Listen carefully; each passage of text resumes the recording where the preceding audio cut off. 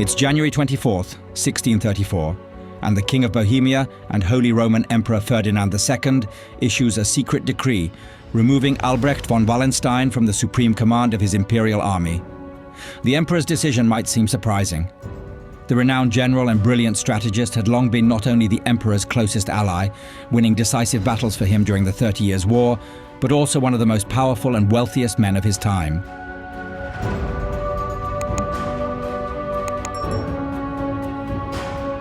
Wallenstein's success was not only due to his ambition and business acumen, but also to his intrigues, betrayals, and deceptions.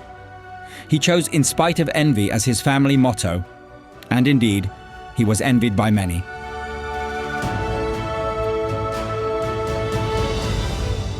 Among other things, it was precisely envy that led to his downfall. Over his life, he made many powerful enemies, and he would soon feel just how far they were willing to go. As we now know, at the moment the emperor signed his decree, Albrecht von Wallenstein had only 1 month and 1 day left to live.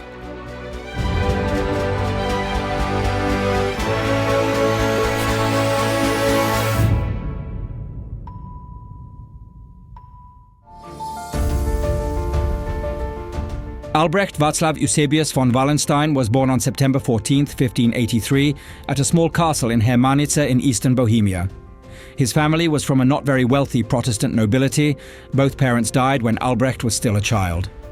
His upbringing in Protestant schools, however, wasn't an easy task. At the academy in Altdorf near Nuremberg, 16-year-old Albrecht injured another student with a rapier and was thrown into the local prison. After his release, he needlessly beat his servant to death. Indeed, Albrecht would struggle with uncontrollable bursts of rage throughout his entire life. Despite his noble heritage, at that time, Albrecht had virtually nothing. However, he wasn't willing to accept this. In 1604, he enlisted in the imperial army, where he gained his first military experience. 2 years later, he took a step that would set him on the path to a brilliant career.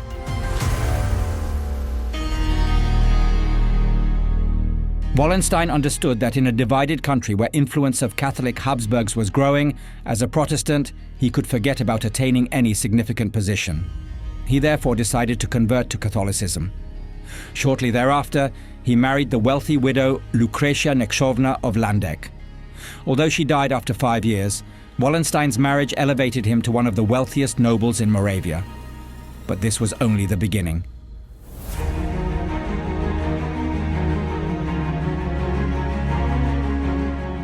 Wallenstein would acquire further lands after the Bohemian Estates Revolt, during which the Czech Protestant nobility rose up against Habsburg rule. The religious struggle for power between 1618 and 1620 culminated in the Battle of White Mountain, where the estates were defeated by the Imperial Habsburg army. This 2-hour skirmish effectively marked the beginning of a massive international conflict between European Catholics and Protestants, later known as the 30 Years' War.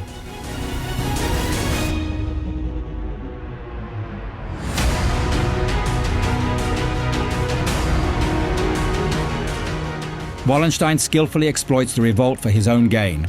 He promptly declares his loyalty to the emperor, and his position is further solidified when his regiment arrests one of the leaders of the rebellion, Krzysztof Harant of Poljice and Bezdružice. This is followed by the dramatic execution of 27 rebel leaders on Prague's Old Town Square and the subsequent confiscation of their vast estates, in which Wallenstein plays one of the most active roles. His further wealth is also bolstered by the monetary reform, in which he personally participates as one of its executors.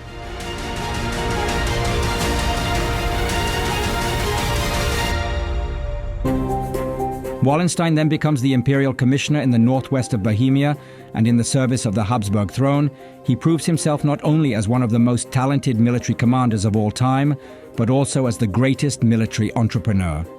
He begins lending money to the emperor for military campaigns during the 30 Years' War, and, in addition, forms his own mercenary army, with which he enters the battlefield on Ferdinand's side with great success. In return, the emperor rewards him with confiscated Protestant lands in northern and eastern Bohemia. In 1623, Wallenstein further solidifies his position at court by marrying Isabella Catherine of Harrach, the daughter of one of the emperor's close advisors. Shortly thereafter, Wallenstein's estate in Friedland is elevated to a duchy, which functions as a sort of state within a state.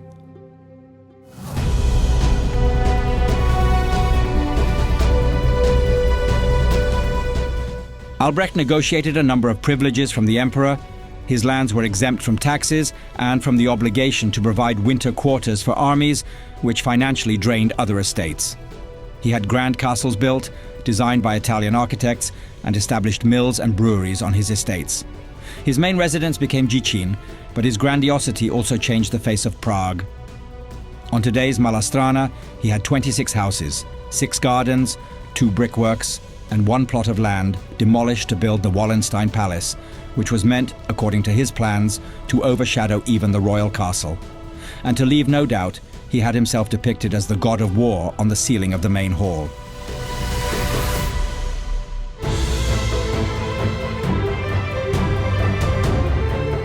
His military and organizational skills eventually led Wallenstein to the position of supreme commander of the imperial army.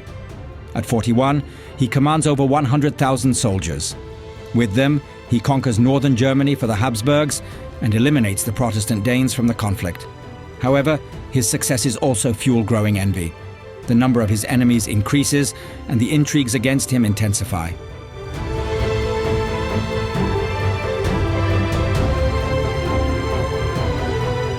At the head of the conspirators is Ottavio Piccolomini, one of Wallenstein's closest collaborators, field marshal, and commander of Wallenstein's personal guard. It is Piccolomini who writes a letter to the emperor, warning him of a supposed rebellion. Wallenstein is allegedly conspiring with enemies, the Swedes and the French, to attempt a coup and assassinate the imperial family.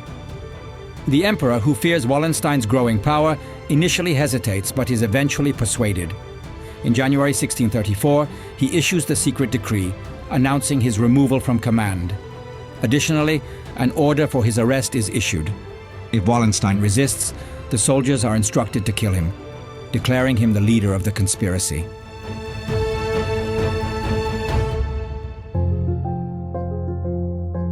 Wallenstein learns of this after 4 weeks. Although by this time he is suffering from advanced syphilis and enduring excruciating pain, he decides to escape to Saxony. His fateful stop will be in the town of Keb. He arrives late at night on February 24th, and along with his closest generals, checks into the Pachelbel house, where traitors are already waiting for him. His colonels Walter Butler, John Gordon, and Walter Leslie, who decide that now is the right moment to fulfill the emperor's orders. Instead of arresting him, they choose to kill Wallenstein outright. However, they are afraid to do it themselves, so they hire Captain Walter Devereux.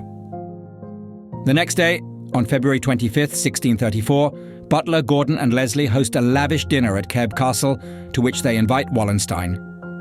However, he does not attend. Due to his pain, he stays home.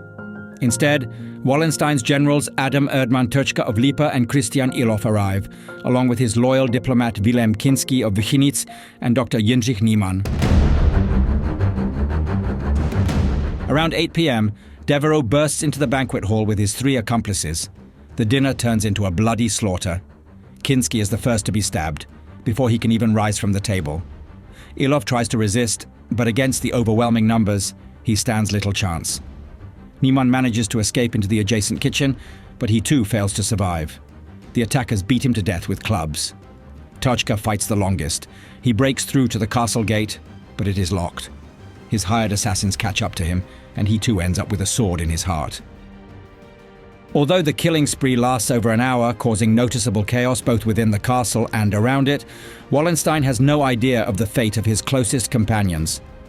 Taking advantage of this, Devereux hastily heads for the Pachelbel house. It is 10 p.m. when he runs up the stairs to the first floor, killing 2 servants on the way, and then bursts into Wallenstein's bedroom. Albrecht, dressed only in his nightshirt, doesn't even have time to rise from his bed. Walter Devereux stabs him with his dagger.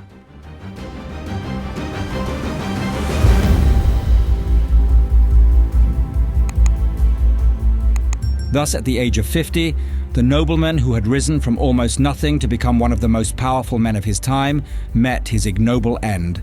A man who, during his lifetime, amassed greater wealth than the emperor himself, and is still considered one of the greatest military strategists in European history.